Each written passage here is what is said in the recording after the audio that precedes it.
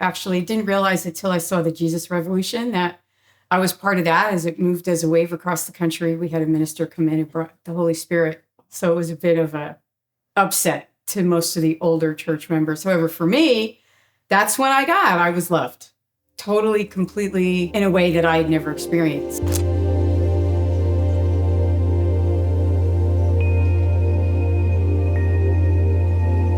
Then, at the age of 15, a whole bunch of stuff happened. My dad left.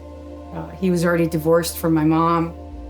And he left his other family, and including me, because he left, he was gone. And then my grandfather died, and then I had a sister who also died. And that happened in a period of, 8 months, and I was crushed. And I'm like, where are you? You're not here. For a lot of people who had been through what I went through, it was unpredictable whether you were going to make it on the other side of those years. And I'm clear God was the one who's like, nope, you're making it. No matter how miserable it might be for a while.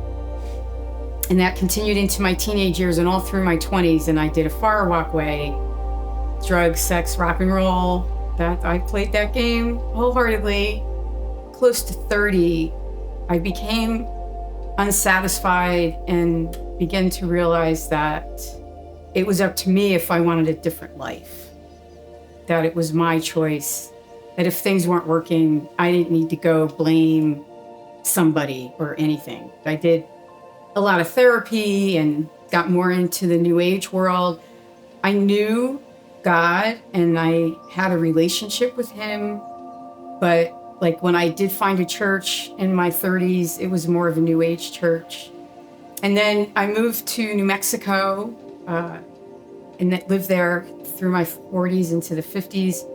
Did a lot of nature-based work and actually got exposed to Richard Rohr, who was a Franciscan priest. And I'm going to say that began my journey back to Christ and to God. And it's funny, I didn't really realize the impact of finding out about him because then I started reading his daily emails, and this was back in 2011, which I still do today. That's how I start my day.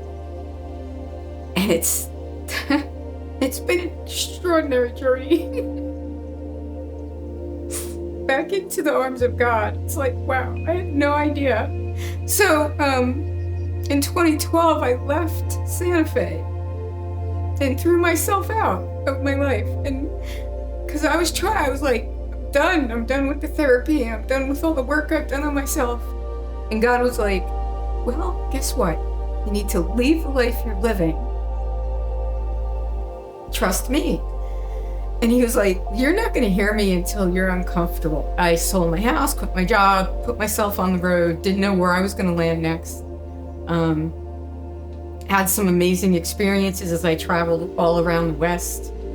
Found out about Schweitzer. I'm an avid skier. I really didn't want to come here. I just couldn't see myself living in North Idaho. God wouldn't stop knocking. And it just wouldn't go away. I said, fine, I'll go to Sandpoint. No, fine. And I drove in from Missoula, and everybody talks about the Long Bridge. It's coming in from Missoula. That is amazing.